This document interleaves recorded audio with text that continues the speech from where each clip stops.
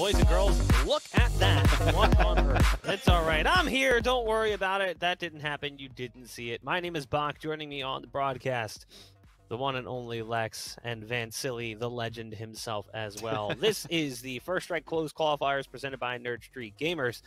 And we have ourselves a series, a bit of a doozy, as we are now moving on to a third map after a very close, hotly contested overtime game in the second map on Ascent. Lex, we maybe didn't expect a three-map series, but what can we expect potentially from this third map now that we're going to get it? I think we're going to get a mental reset or a strategic reset out of Sean and Lorena. Obviously, the joke, as you mentioned before, is that, you put Sean in, you tell him to go somewhere, and he frags. And I think part of what made him so impactful in the Haven game, and I mentioned it a few times throughout, was just how well he was paired up and working with teammates, both on attack and defense, using his flashes to create a little bit of space, especially on the retakes when we're talking about defender side. Gen.G was I think they had 4 rounds there on Ascent on defense in the first half. I mean, the fact of the matter is, it's not unacceptable. You can have bad halves, and obviously you can bring it back to OT and get away with it sometimes. But in terms of the level of play that we expect them to be playing at, especially on their map pick of Ascent, you need to have all 5 of your players performing, not just, hitting their shots, but also being in the right spots, making correct decisions. It could have been a handful of those scenarios were just unlucky or came down to timing, but it was pretty consistent. The fact that it was not there in that map for Gen.G, their explosive power was limited. We saw so many times in I think, especially in OT, the B pushes coming out from EQUINOX, the speed and the amount of times the defenders were just full blind. You didn't really have that on Gen.G, and that's not necessarily Sean's fault, but the pacing in the rounds and the teamwork throughout just seemed like it was not quite giving him his opportunities to play well, and therefore almost limiting his teammates on their own options. So I think for me, it's tough to break down a match and be like, oh, this player needs to perform better. But the other side of that is that was like Gen.G's greatest strength on Haven. So it stands to reason that that's something that they need to win decisively in map 3. Bach, you're saying that this series is a doozy, but definitely not a snoozy. But what happens now on Split is that you're not going to see, or potentially, unless things change, but Sean should actually switch away from Arena and goes with a Raze now on a map like Split. So that's one thing. And then they also will probably switch GMD from an Omen into a Breach, where he's going to be the initiator, the flasher for the team moving forward. But where it came into fruition for Gen.G versus Sentinels, where we saw a very one-sided affair in terms of a scoreline, was allowing Win to get a lot of map control towards mid-side early with the operator and get those first kills, those first picks. And I think we've seen a different type of play style from Envy when they played against Gen.G, and then Gen.G kind of struggled in that matchup. And I feel that he even played that map on versus TSM on Split, where even TSM showed some fruition onto that side. So we'll see what's going to happen at this point. We'll see if EQUINOX was able to study that map and the play style of Gen.G as well, or did they really focus on a 2-map series too? And with the amount of time that they had, is it enough for them to actually get this upset? I'm still going to call this an upset if EQUINOX could beat Gen.G. Oh, I would agree 100%. How could you not? I mean, Gen.G came into that closed or the open qualifier portion and looked fantastic after the addition of Sean. Again, they only had Sean on the team officially for like 4 days before they started, and they went storming through that open qualifier, and you could see the impact he's had on their performance overall. But looking at their Split performance, that's a bit of a concern. We're just about ready to jump into that final map. Looking at their most recent series, they lost to EQUINOX lost to Cloud9 Blue, but looking at Gen.G, they got crushed by TSM 13-4. They didn't look so hot against Envy either. That's a bit of a concern if you're looking at a team like Gen.G, but we are going ahead right into the game, guys. Take it away. Well, Mina is going to be the first point of contact, dashing into his own smoke towards the A side, but it's being traded off here by Gen.G. Paint shells from Sean. We talked about him before. He doesn't get a kill with his weapon, but the arsenal is good enough. But Mina has pushed forward, has a few, lines a few rather, and dinks a few, but only gets 1 kill.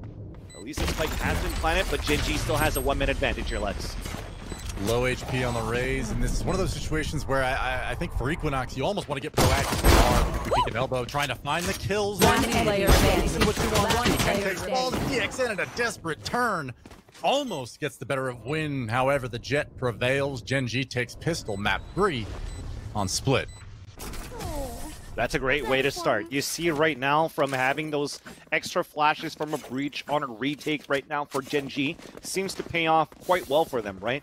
You saw that first flashpoint that came through, then a paranoia, the fault line that hit a couple of players, and an aftershock. So that means thinking forward, when Gen.G, maybe if they want to keep playing these retakes that we kind of saw versus Equinox on that first map on Haven, playing that elbow or holding the elbow side is going to be so difficult for any of the players on the attack on a pulse plan. And that could be the similar storyline once Equinox are going to play the defender side on retake too, right? And indeed, you see that force buy coming through from Equinox. Let's see what we get out of this.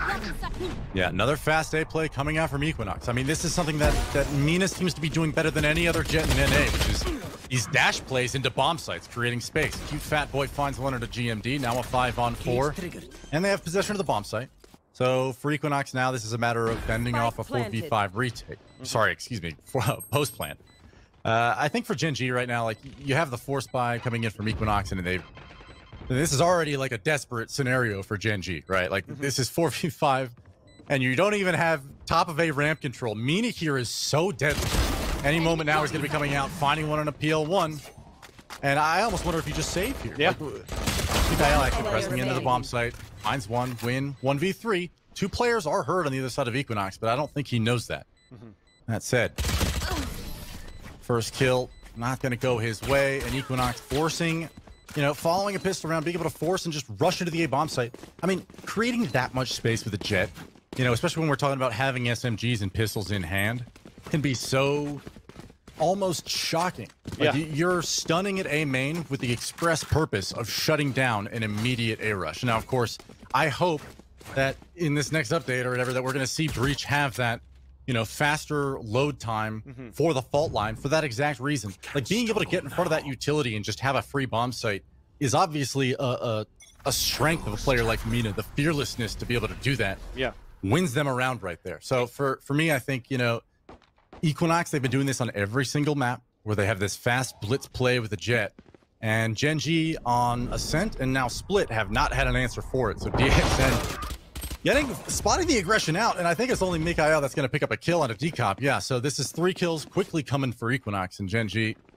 Probably another lost round here. Yeah, the rest is just going to be a matter of time before the last players fall down, especially with that dark cover towards Mail. And as they peek out, they hear the footsteps possibly of these guys rotating back towards the A site. So just to reflect back on that previous round here, Lex, they did throw the fault line earlier on, though, from GMD, from the elbow, and it did slow down a few players. But they had nothing else to chime in onto that.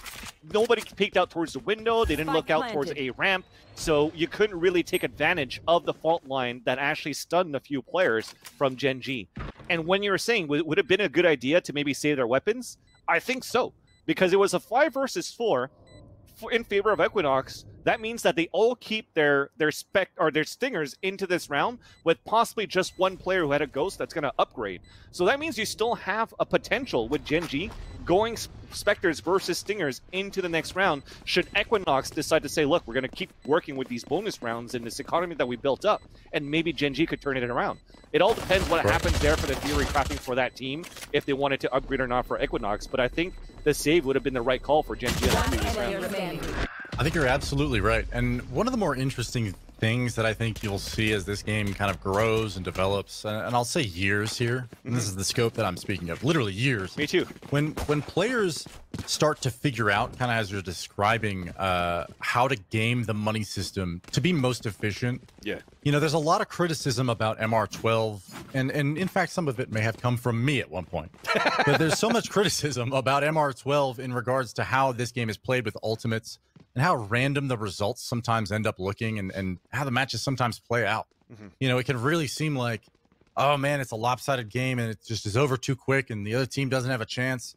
But it's also a matter of being smart with your economy. And speaking to your point, it's a very nuanced thought process when we're talking about, okay, we're going to think about this as like a lost round now that we have lost the map control and we don't have an opening and they have the bomb site, right? Yep. So being able to keep the Spectres, right? Like that is something that even I just blew my mind thinking about right now, Vencilli, is just like, okay, they're going to bonus their Stingers. Let them keep it, right? This is not a situation where we need to have like, every kill counts and we need to stop their economy. Okay, fast play from Mina coming up mid. Forget what I was talking about. Already containing containing the presence at B to what is the bomb site, essentially. They have B Heaven, and PL1 is poised with the crossfire over here with Sean. So this is going to be another one of those timing scenarios where PL1 is kind of forced into an awkward spot, and Sean needs to react appropriately with his utility to support. If the kills don't come out, if they're caught off guard at odd timings, this will be disastrous for Gen.G. But okay, as I say that, we do have GMD here with some sick flashes ready to be thrown towards B Heaven if the push does come. Same thing for Decop, right? He has the position at male. And as they're walking back here towards this male side, it's going to be flash after flash. Going to be one of those rounds where you're probably going to see 6 flashes getting blown up here towards this B Heaven, where it will blind PL1 at lower ramp, at hell side right here. And here comes the execution to move through. A fault line is going to hurt GMD. He's going with the flash punch, but the crossfire is still perfect here for Gen.G. And 4 immediately fall, leaving only 1 at the B main, and that's Jude Fatjoy. Cyber Cage is out, and he gets popped by Sean with a 4K on top of that. Okay. Salvation for EQUINOX is that they still had that bonus round in their favor, but Gen.G definitely showed a stop on that B Heaven side hold. Heck yeah, man. I mean, that is exactly what we need to see out of Sean on this race here in this final map, right? Like that is, you know, your effectiveness as a player sometimes when you're switching around agents, I'm sure like your comfort level might not be there. Maybe you're like switching around roles, which he's new to the team, right? This is why I'm prefacing this way. To be able to be in that kind of a scenario where obviously he's not in control of it. It's a lot of that's dictated by both PL1 and GMD in that setup, but they're utilizing him in the correct spot, basically, to be able to be effective with that raise. And that was just a hats off to them. You know, the patience, the ability to hold that ground and not give up any flashes, not give up any kind of like blindness to your team. Everybody's doing what they need to be doing and peaking at the same time. That was just beautiful out of Gen.G. Well played to them. Yeah. But, you know, it's just one more round, as you mentioned, coming off of the bonus. Full weapons coming out from EQUINOX, even an op on Mina. And, you know, cover going on. The slow plays up to B Heaven, I think we're going to see a lot this half. Yeah, and I think this is going to be a test for Sean. And this is 2 rounds in a row that he's playing this spot here, Lex. So if they try to adapt to this, especially that they have a breach from Decop, if you're flashing from B main into the pillar area, Sean is fully blinded, and you're really going to be able to capitalize on somebody playing towards hell, and or even just cross over the site and let them come to you in those rounds. So we'll see how the round will continue to evolve with Gen.G's defense, and how EQUINOX will continue to express and develop their 30 offensive seconds side. left. And it starts things off with a fake. Yeah, B Heaven fake, definitely. Decop with the Rolling Thunder, but they're not moving here. They're running with so many footsteps, and you have Wind. He hears all of this. He sprays the first kill onto Mina, and that's also the spike down. So again, the jig is up, where you have a chance for Gen.G to already go for an immediate rotate with 13 seconds left on the clock, and we're only starting to plant now. But Cute Fat Boy was in a great position, but PL1 does not do the mistake of not checking that corner. Same thing for Mikael, but a little bit too late. Pancakes, by the way, playing as a Raze when he's usually playing as an Omen, and you're putting DXN on the Omen instead. Here comes a retake from Gen.G. 4 players moving forward, all from the spawn, and Win and Sean are going to work once again, and they get the defuse to make it 3-2. I'm impressed with Gen.G's discipline right there. Obviously, there was some movement when that ult does get popped, but it was almost immediate where the comms come out that there was presence towards A mains, footsteps here. You know, this is the Win at the top of A ramp, not getting caught out by any Breeze utility, is able to collect the kill onto Mina and actually deal a ton of damage to Cute Fat Boy moving into the site. At that point, unfortunately for EQUINOX, you have your entry fraggers down, your next line of attack basically is 9 HP, and your breach is on the other side of the map rotating over from the fake. So at that point, it just, unfortunately for them, it just seemed like they had caught nobody off guard, at least not well enough to capitalize on map control. And although I liked the fake, I think it's only a matter of time before EQUINOX kind of realizes the way that, you know, Gen.G is opting to almost give up the B bomb site itself in a lot of these situations. You know, the Omen is there behind pillar now, but, you know, as far as the breach goes, like you said, flashing through the pillar, the B pushes get so strong and so scary, especially when you have Raze and Jet in your arsenal. EQUINOX quickly moves onto the bomb site, uncontested. A little bit of damage getting traded out, but ultimately just a clean take, and the bomb will go down for free. That was still well done there for Mikael with that smoke, or should I say the Paranoia, because as soon as he hears the Showstopper and also the Blade Storm, not the Blade Storm, sorry, just a Showstopper that comes out, he's able to go with the Paranoia to push everybody back and also go for a blind shot for the Showstopper where Gen.G could play the rotate on this broken buy that you have from EQUINOX, and they're closing in very well for Gen.G as they're dropping them one by one. Only a crossfire setup, which is perfect for EQUINOX, but the positions are given away, but they're still holding the grounds. Decomp gets a 4K out of that one when they knew exactly where the last player was at. Utility was probably gone at that point here, Lex, and EQUINOX held that perfectly. I'm sitting here prepping my thoughts. I'm like, these retakes are so much better than they were in the last map. Finally, Gen.G's coming in with a clean round here, and like I saw the, Mina got dinked. It's like, there's no way. Yep. Decop holding steady in the backside. That's just one of those, high pressure situations where the clock's ticking. It's a 2-on-2. You're at a disadvantage, and they know where you are. It just comes down to some grit. Right, like this is hit your shots, like knuckle up, and this is it. Like you have to hit that, and both those kills came in very cleanly. Gen.G was looking to be almost like an easy retake, as I was talking about. It just didn't pan out that way. Win comes out, however, a little bit angry about the outcome of the last round, finds an entry for his team, and that is, as we see this half develop, I wonder whether or not we're going to see EQUINOX kind of continue to ignore B main, and if that's the case, I think that's kind of a.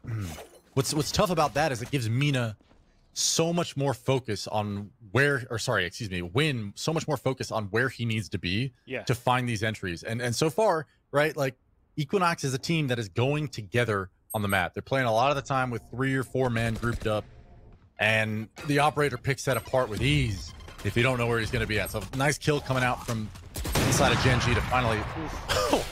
I almost spoke too soon to almost get the kill before the side push comes out, but Mina has other plans. So, you know what? I'm stumbling over my words at this point, Van Silly, because these guys, they're playing games that are, it's so impressive to watch. Yeah. The presence of mind to know, like, okay, we're just going to sit here and wait for him to peek because he plays there. We know that. Still a 4 versus 4, though. Yeah. A push coming out through heaven.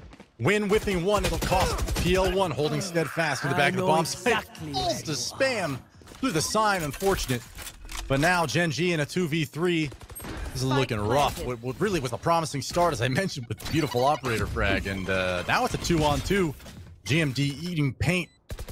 Not quite enough damage getting put out onto him to make it feel threatened. Guns are not going to get saved. They're going to go for it here. Stay in sight. Fault line coming onto sight. Paranoia comes out. Doesn't catch either.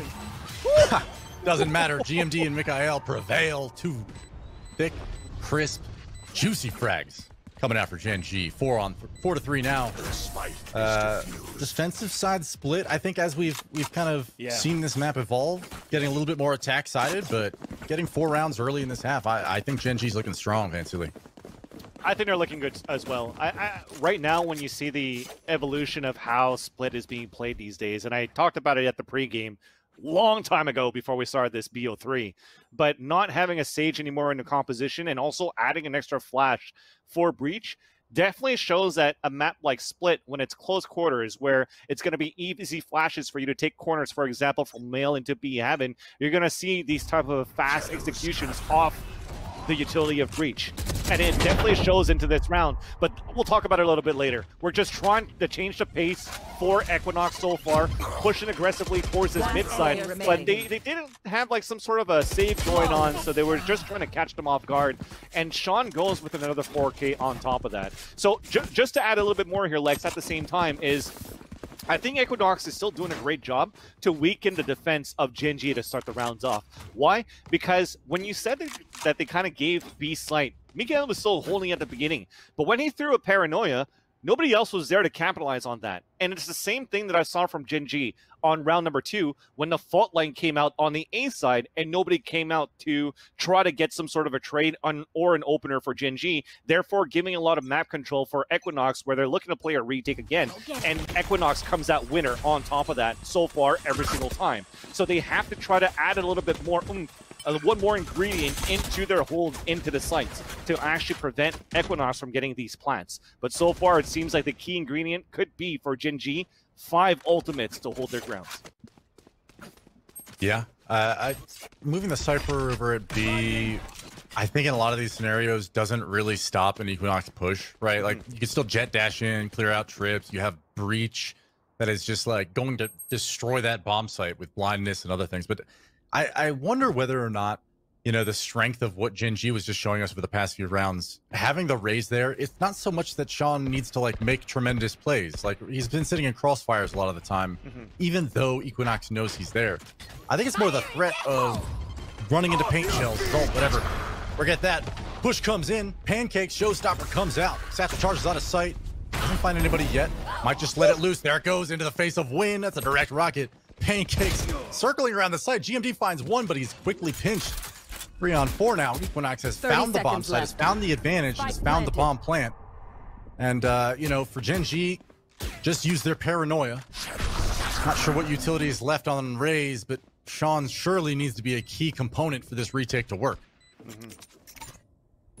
On top of that, too, the paranoia is trying to take down screen, thinking somebody was pushing forward, but they're not there. Yeah, I wonder whether or not they're still considering going for this. It seems like they are, but nothing free given out by Equinox yet. A lot of discipline. Showstopper finds one, Mikhail finds another. Oh, Pancakes is just too good. Holding strong on the bomb site, picks up 2. Mina circles around, finds the 3rd. PL1 falls. And for Gen.G, this A play, we have not seen them successfully stop it a single time. And this is what I was saying. They were struggling so hard on Ascent, just to stop Mina or slow him down at B. The sidewalk was always an open lane for map control for you know, Equinox to just dash down, find a kill. Even if he dies, it doesn't matter. You've created that much space for your team. And there on the A bomb site, we see it again, where just the dash comes in, the fight is already in the face of Gen.G, and they're just not ready for it. Yeah. You know, whether or not it means they need to play more passive or retake, you know, I don't have the answers, but they're going to need to come up with something quick here. I mean, this is 5-4 now. One round after another, it seems like Gen.G is getting counted out, and they just come right back. Mikhail getting an uncontested frag onto Mina. It's almost like her aggression sometimes, you know, it is Jet after all, but that aggression costs them. You know, not having the refrag there is just painful, but I it wonder, is what it is. Because I heard a flashpoint come out too, and when there was a 1-versus-1 fight in the front, he actually wasn't even blinded for GMD, so maybe that, or should I say mechanics, maybe that's the reason why. But a fault line to come into the B site, coming out of the shadows as well from a shadow step from the Omen to make it inside the site as well. We're looking for this plant, and we're looking for repositioning. You saw how a little bit kerfuffle it was there for Equinox to move inside that site. Finally, as they move out of their positions, they're finally get the spike down, but it's still a 1-man advantage, and they could go for a kill early here and throw the hat out to get the last 2 players. So they're trying their best to just to keep PL1 alive on this retake, while 3 of them are moving up towards Heaven side. Now they're closing in. It's smoked out towards the back of the site, so DXN is on his own towards, actually they're playing the bait switch. He goes to the white side, he gets the kill. 3 of them fall. So it's a 2-versus-1, at least with the bodies falling. We know where the last player is at least the last 2 players. So GMD is on a 1-versus-1. He's trying to clear out the back of the site. Low HP as DXN gets the wall bang. Well done here for GMD. So close for Equinox at that point. But is it close on time? Is it going to be the same scenario? It will not be. Gen.G will be able to get the defuse, and they're up 6-4. Man, that was looking dicey for a second. I believe that was DXN on site. Yep. Locking down a couple of kills there. I mean, for Equinox to somehow maybe control this half or make it 6-6, I think Gen.G is showing weaknesses, right? Like they've shown weaknesses at A, they've shown weaknesses at B, and what time and again has shown that they want to be comfortable retaking. And I don't know whether it's just by nature it's split or the agents that are in play, but I'm just kind of in my mind now positing that, you know, in that post-plant scenario, Gen.G just letting it come down to a 1v1, like that's not consistent. That's not something that you can bank your money on consistently. However, these opening kills, Mikhail finding another, I think it's like the 3rd round in a row where we've seen it a 5-on-4 pretty early for Gen.G. It seems to be making a pretty significant difference. I mean, I'm just the idea that Equinox is already in a stranglehold over here at B main, and there's no reason for Gen.G to be doing anything, you know, drastic. They need to patiently wait for Equinox to show their hand, and they're going to go for this B play once more, but this time there's no Mina dash. They just got to walk contact out, and Sean's going to find one free one. Whiffs the second one, but still in a commanding position to defend this bomb site with Mikhail. He will fall, but 4 on 2. Pancakes and DXN putting the bomb down cleanly. There is a breach ult, and it's a 4 on 2. So this is definitely an EQUINOX. It'd be a desperate move here for them to be able to win it, but Pancakes is already in position to do so. And double pushing the flank on Heaven here. What do you think, Fantilly? It was going to be a double push on Heaven first, but they decide to split out. So there's only going to be Pancakes at the pillar. He's affected by it, but DXN is in a great position right now. Even Wisp first, but GMD was there for the trade and the second one. That's good enough. The defuse will come through, and Gen.G, they did a perfect retake. When we talked about retakes on their end, there was that one round, Lex, maybe, I think it was the third round, where it came down to Decop in our Crossfire setup where Decop got a 4K. And that was just because the smokes weren't deep enough, and you saw a small difference of how they played the smoke on a retake, not the previous round, but the one before that. It went all the way towards deep of the site where they were able to get those kills. And this time, as they keep trying to push forward on these retakes for Gen.G, that's what's paying off in their favor, at least for these B-side retakes. On the A side, though, it's been very successful for EQUINOX with the, as you mentioned before, the aggressive jet dashes into the site, trying to nullify GMD, playing as a breach towards the A side. They're going to try that again. Yeah, Mina's on site.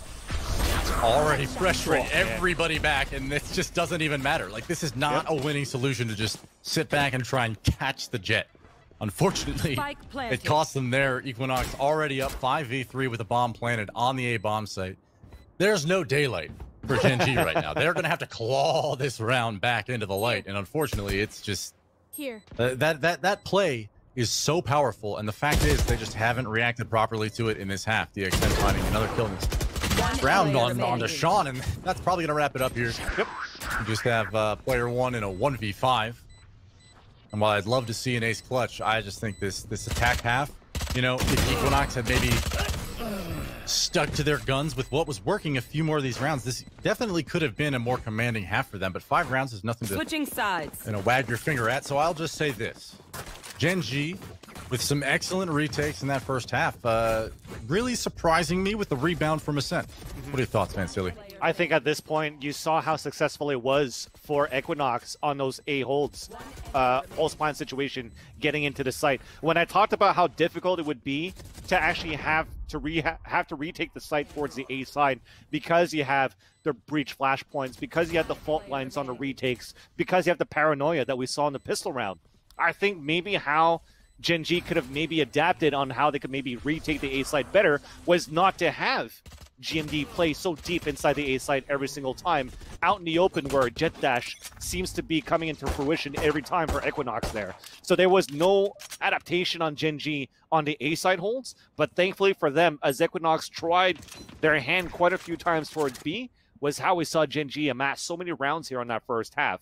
Now that they take the attacker side, though, we could still see a different storyline, as EQUINOX on their defender side could probably still have a perfect hold too.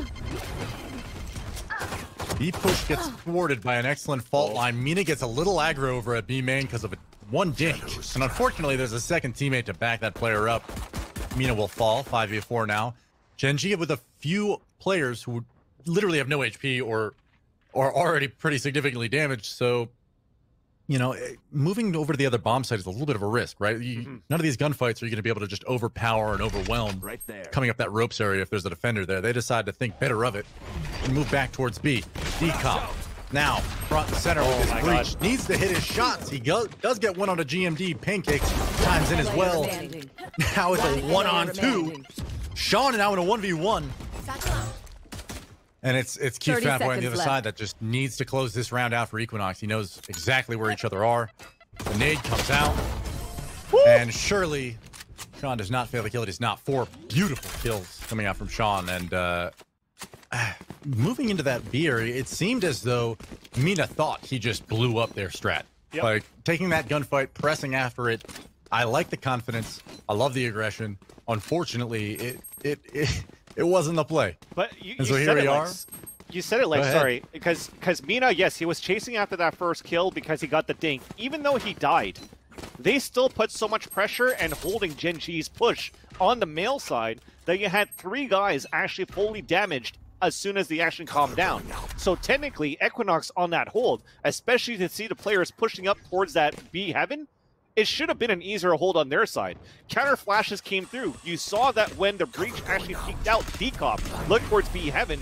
3 or 4 of them were blinded, but he got tapped by a fault line coming in from GEN.G, which allowed them, despite being flashed, get those kills and capitalize on the trades later on into the site.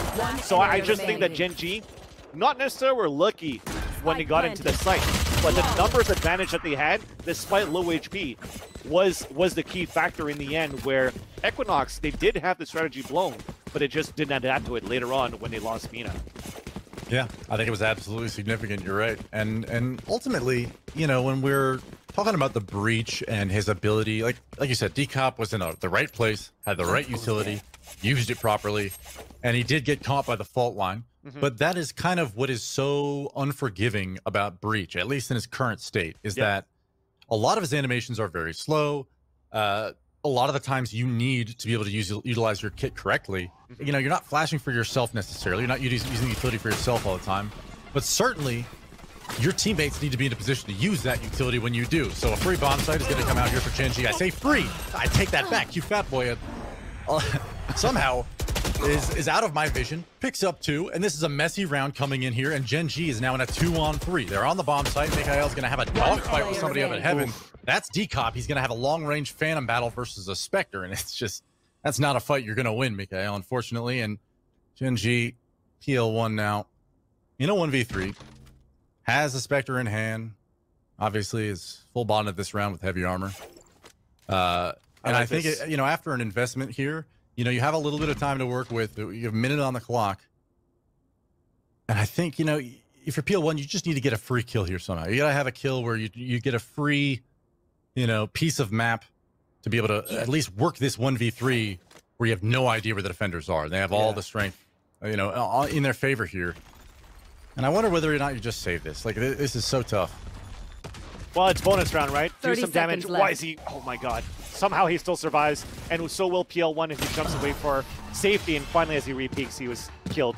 And I think it's fine for him to continue to press like that. Like I said, the bonus round comes in for GEN.G. I think the idea there for the Omen there for GEN.G's side is if he was able to get that kill, that 1 versus 1 battle, Mikael versus the one up towards heaven, it would have been perfect for him to get the kill and then ult towards the B side where you actually still had player 1 lurking around the heaven where he could cut over rotations. I think that play was there, but as soon as that spike was down, I was going to say it was a good play from player 1 because I've seen this before where he's like on a 1 versus 4 and he's like, look, I still have a minute to work with. Split is such a small map. I could go for a big play. I thought it was going to go through vents, go back through B heaven, add to spawn, but you saw how EQUINOX, they know this lurk play from player 1. They had 2 players playing towards screen to even watch back towards the push, right, whether it's a heaven side or a flank coming in from defender spawn. Just because they had to spike down, they didn't want to press charge. They didn't want to move forward, try to hunt for the kill, knowing that they're at a disadvantage if they lose the gun to the Spectres.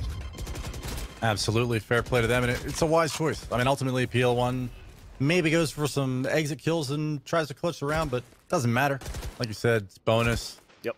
And for EQUINOX now, you know, we haven't seen GEN.G's attack in a full fleshed out gun round until this point where it's going to be a slow default, going to work the map. This is not something that these teams have been doing on either of their attack sides across this entire series. And I will say this, that when you're making reads and you're trying to level where the enemies are out on the map, like Split is tough as heck to get a good read on. Most of the reasons are pretty obvious, right? Like the defenders have plenty of concealment. It's tough to hear where they're rotating. Ha! Mina over here with this Judge just shutting down the mid player right away.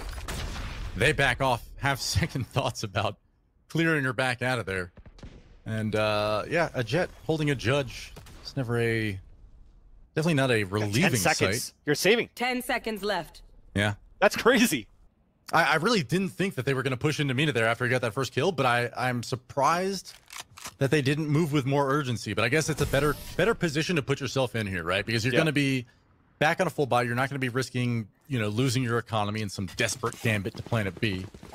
And beyond that, you know, like Mina just happened to be the absolute trump card in a situation where, you know, he was facing certain doom. right? You just happen to have a judge in a good spot, and that is unfortunate that Gen.G, you know, it kind of omitted the fact that the timer was running down. Oh man, this is a slugfest. Yeah, and I think here, this Lex, seems... sorry, and this answers our question too. Remember when we were talking about that first half, if ever they had the stingers and they had the money to work with into the third round, will they upgrade? And now that they only had, what, a judge and maybe a smaller buy for others, they actually did go for a full Phantom into this round here, so the upgrade did happen. Unless they were already on a buy and then you only They were already, but... Okay, so I missed out on everybody else. Your point is still valid, though. Yeah. You're still right. And I think, like, you know, the way Gen.G is approaching this half so far from what we've seen, willing to take it slow, willing to work a pick somewhere, kind of the same way that EQUINOX was, but moving into a 4 or 5 man hit is obviously what we're looking at here. And so we do have, and this is something that I touched on a little bit in a sense, like throughout this series, you've just seen a lack of spread across the map, which isn't totally unusual at this point in the game. But I think what is just a lack of willingness to be a lurker, willingness to kind of get behind enemy lines. And I think that's probably a good thing. Teams are playing very clean Valorant at times, and I think a lot of that has to do with the control that they've been exerting. That said, Win is already on the bomb site. Gen.G is flooding in behind him. Mikhail does find one on Amina, so this is a 5v4. Correction, 4v4. Cute Fat Boy finds one at a PL1. Cypher down. Pancakes finds another on a Sean. 3v4. Gen.G not put the spike down yet, as it's in front of that planner at Hell. And it's only a matter of time before GMD crosses the bomb site to put it down. 15 seconds left on the clock. Shouldn't feel pressured to put it down in any kind of urgency. 10 seconds I don't think. Well, actually, here it is. Win finds 2, and that might be enough. It's just DXN in a 1v2. He knows where one player is. Up in heaven, knows where the player's sight. Crossfire comes out. Swing from GMD shuts it down. But man, Win not getting hard cleared in that corner. I was actually about to say to you, Vansili, was like, I don't think they're going to go through this smoke when they have the numbers advantage. Was going to be the sentence it came out of my mouth, and they did it anyway, which is bold, knowing that you have somebody planning, right? It's sensible in that way. But man, just to suddenly have that round in the palm of your hands and just throw it away like that is just heartbreaking. And the thing is, there was 2 blast packs that were thrown in that corner that actually both of them hit Win. Get out of my so way. I don't know how they didn't hear Win get damaged by that by the blast packs for them to check that corner. So a little bit of a question mark there on the retake there for EQUINOX. At the same time, though, I still want to commend Gen.G on how they executed into that site, because from the shadows that came in from GND looked for information, towards that screen side, and when he actually got it canceled, spotting those opponents, he was still able to hold down towards middle boxes and still catch the rotation of Mina from B Heaven. So that allowed no rotates to be coming in from EQUINOX, and everybody was able to focus towards Heaven side and Spawn side as well for Gen.G. So that was one big individual play that allowed the attackers to just secure that round in the end, but somehow they should have cleared that. Heaven split. Yeah. This Heaven split is so strong, and I was going to put a spotlight after you were done talking on this Omen play into ropes from GMD, but it doesn't even matter. The pistol play onto A is so decisive that, okay, I take that back. I thought Pancakes might get caught off guard there. He does not. He holds strong. Mina will fall. Pancake collect 3.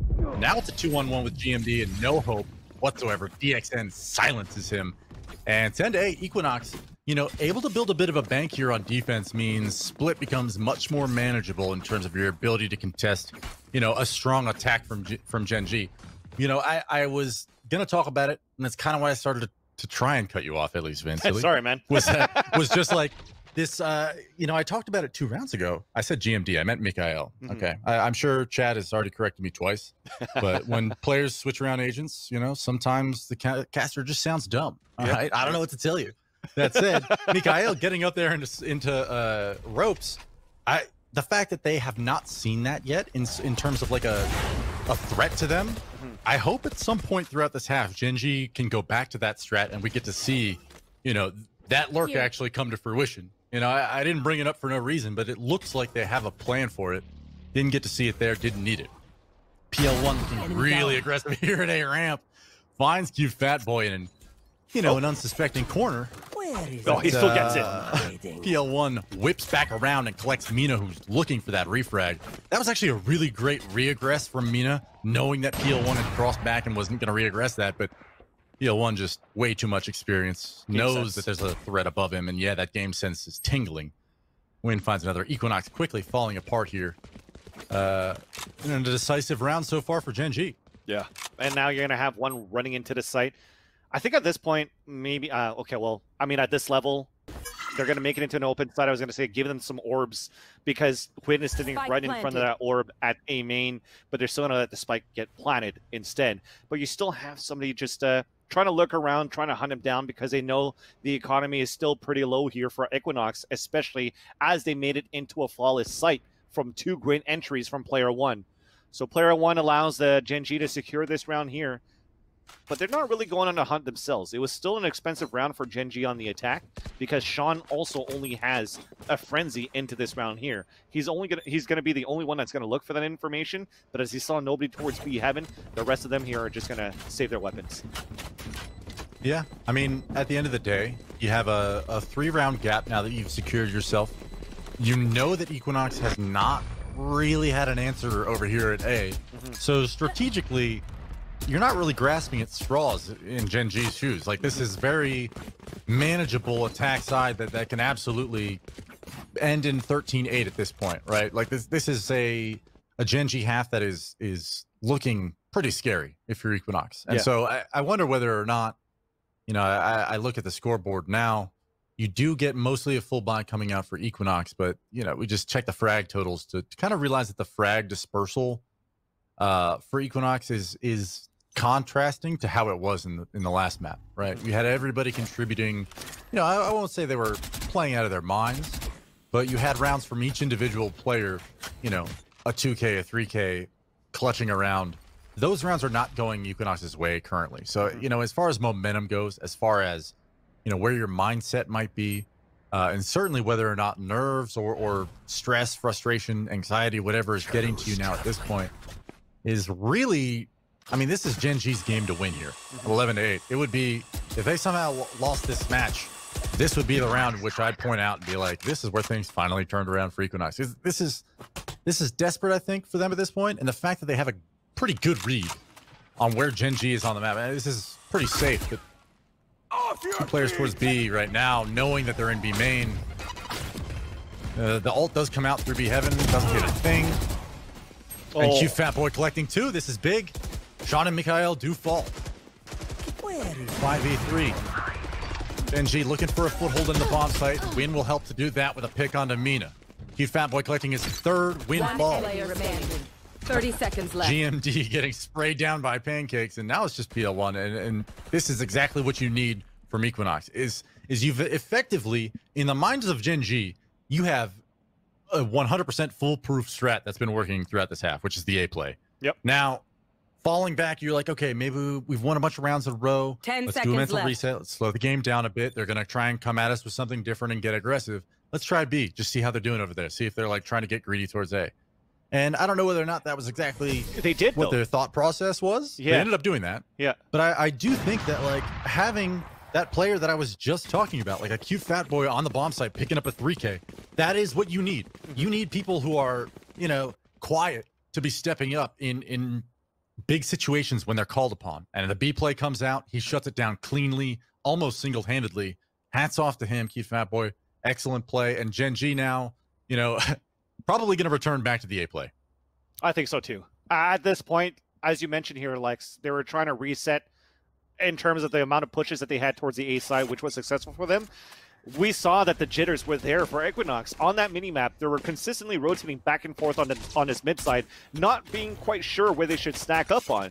And when it came down to the execution for Gen.G in that B side, I think the timing was off too.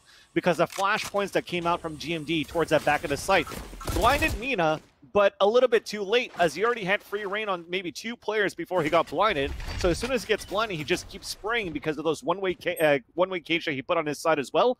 And he was able to get those 2 kills and then just even hold his ground. He stayed alive. He put the camera up to allow his teammates to get the 4th kill. He just held his ground, and nobody was looking towards the back of the site, actually. It was only after when From the Shadows came out from Mikhail, but he got sprayed while QFatBoy was blind in the back of the site. So I think the timing was off again, where if they choose to work towards his B site, just make sure you clear the back of the site. That's the second mistake that they had. not only once, Right. second mistake, once on the attack and once on the defense, but not clearing the back of the site. This is a little bit of a different, I won't say pace, but a different look from Gen.G. They started 30 out seconds left. towards A main, moved back over to B, then to mid, and split up A ramp. And it seems like they're finally going to contest a B split instead. So they've regrouped, they've reset, and they're moving towards B. Mina catches a hot flash, a second paranoia, and that's bad news because Cute Fat Boy is now exposed on the bomb site. He falls. He cops soon to follow. Mina in the smoke. 10 seconds left. In his tail. Those 3 kills came so fast, there was no planted. chance for EQUINOX to mount any sort of defense. Not a single point of damage on Gen.G so far. Wow. Beautiful. Pancakes pressed to the back of the wall in his own spawn. Just desperately looking for a... Okay, well, a free one from GMD will be given. A nice shot onto Sean. I won't count this man out yet. He had a 1v5... Well, it wasn't 1v5 clutch ace, but had an ace clutch sort of earlier in the game, and it was beautiful. Yep. Doesn't Match happen here. point. And Peter Pancakes, Gen.G poised to take this match. Map and match point, excuse me. And like you said here, Lex, and the series. it was beautiful the way that they changed the pace on that execution. Because at first, the cloudburst came in from Win towards the A heaven side, and EQUINOX was like, oh crap, they're going to come towards this split towards the A side as well. They forced Pancakes to actually throw out his showstopper and shoot it towards the A ramp, thinking that split was happening. But then just one single cloudburst allowed for them to go back through ropes and execute from B heaven into the site. So then you have their GMD with the flashpoints as the breach up into B heaven into the site that forced players from rotating inside the site onto pillar, where the paranoia came in from Mikael in front of B main that totally blinded them and allowed them to get those entries into the site. That was just a beautiful play executed for Gen.G to overtake that site. That was totally different from what I saw before. But this round, though, a fault light comes down, Pancakes comes out, and they get the first kill into this round. So that forces Gen.G to get back and to backtrack into A main, where Win opens up with a huge kill into the site. We're trying to hold the grounds for Decop, trying to slow it down for a bit, but player one punishes him after the first flashpoint that came out. This could be it here where Gen.G could finally win versus EQUINOX in his best out of 3, fighting into the third map, and things are looking finally clear on another A side push on their side. Wow, these picks from Win are just cracking open the defense, and Gen.G, I mean, this is their round. Fat Boy in a 1v4. Gonna find GMD, but Win quickly follows with a third of his own on the round. And wow, what a series from Gen.G to...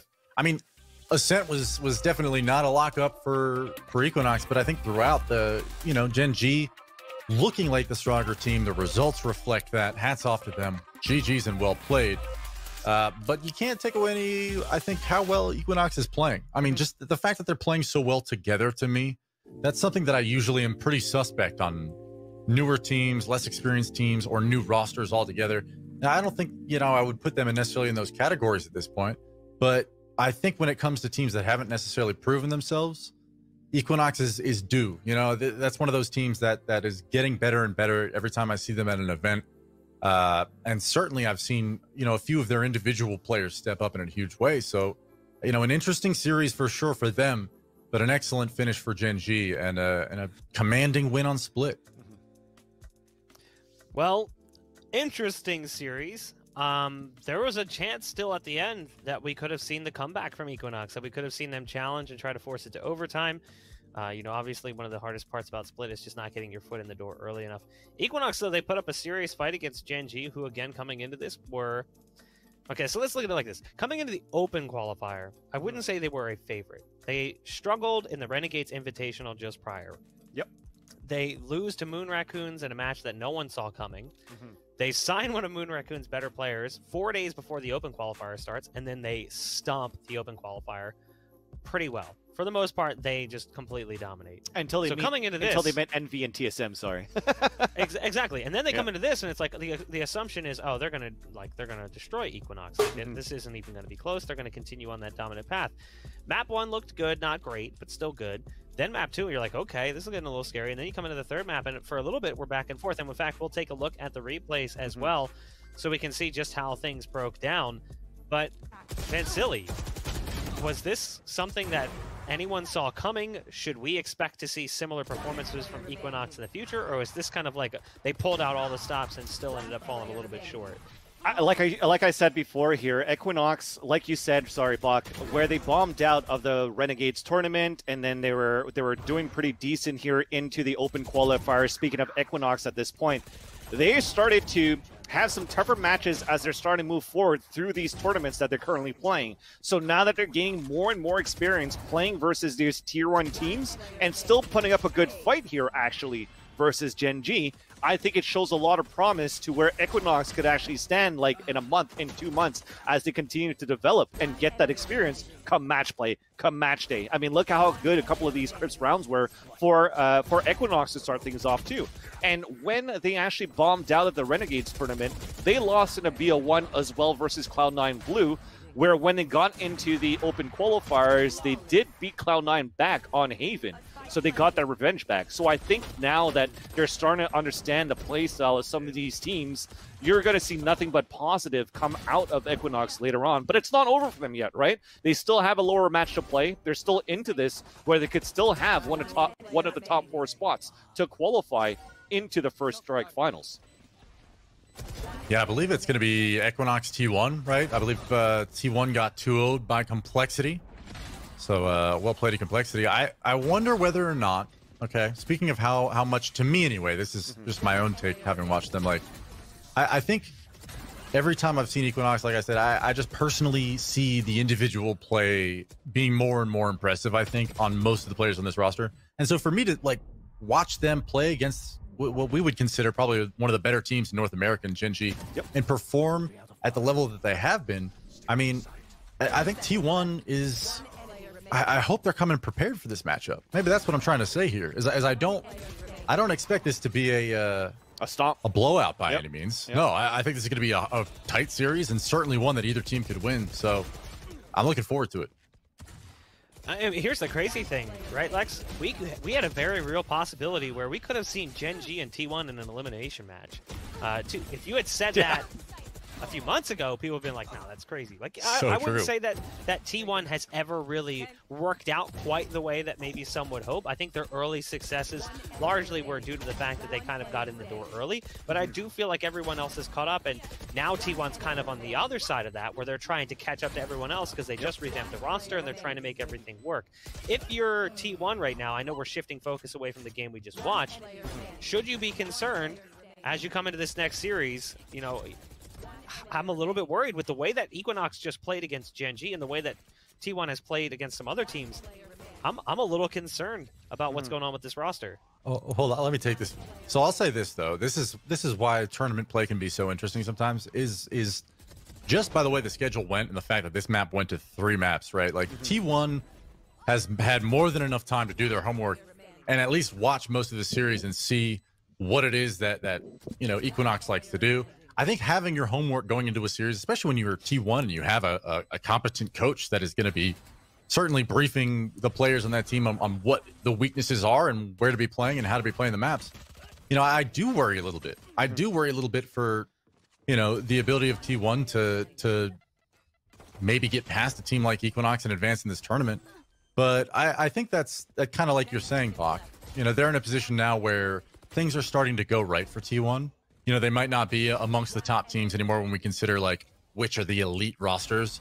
But I think they're a team, just because of my Counter-Strike background, like, I'm always going to give those guys the benefit of the doubt and be like, you know what, man, like, their roster issues are working out, like, 6 months from now, like, they're going to be great at this game, and no matter what, right? Like, Equinox is a team that is hungry and already kind of in that situation where they have to get better, they have to keep improving, and they have to keep performing against better and better teams, whereas T1 is almost like, you know, from a fan's perspective, you almost expect them to already be there. And so I love these series where you have young talent clashing against the older veterans in games, and T1 versus Equinox, that is the definition of what I just described. That is going to be the matchup of older fraggers versus young and upcoming talent. So I think it'll be good. I think it'll be a tight match. And I think to add on to that as well is, even though T1 might have had a chance and some time to really study how Equinox is playing going into that best out of 3 later on, there's also a possibility of a language barrier since they picked up Saya player or Spider for the team, right?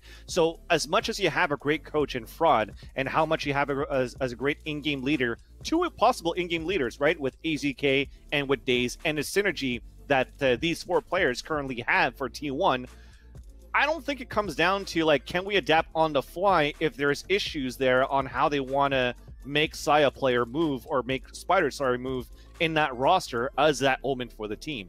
So I think they're still going to stick to whatever they came in with the game plan, and that hopefully that works for them so that the firepower that they have for that team, that they believe that they have for the team, would be enough versus Equinox. Well, it's just about time to throw things to a break, which means it's just about time to reach into the GoPuff bag. GoPuff, of course, powering the replays here, the official snack provider of Nerd Street Gamers. Use code NerdStreet for $4 off your first 4 orders. I like how it's a goat. Ordered in seconds, delivered in minutes. Let's see what we got here. There's some interesting items in the bag, but I think I gotta call up these ones. You guys are boomers, so I think you're going to appreciate. Is that Dunkaroos? Oh my god! Oh my god! Hook 'em up. It's Dunkaroos. Oh my so god! I'm going to be dunking, and I'm going to be dunking in the vanilla. chat as well, as I have taken over the Nerd Street Gamers account, and I'm going to be memeing it up with you guys in the chat while we wait to jump into our next series. Guys, we're going to throw things to a very quick break. When we come back, we'll be jumping into yet another group stage match for the First Strike Closed Qualifiers presented by Nerd Street Gamers. Stay tuned.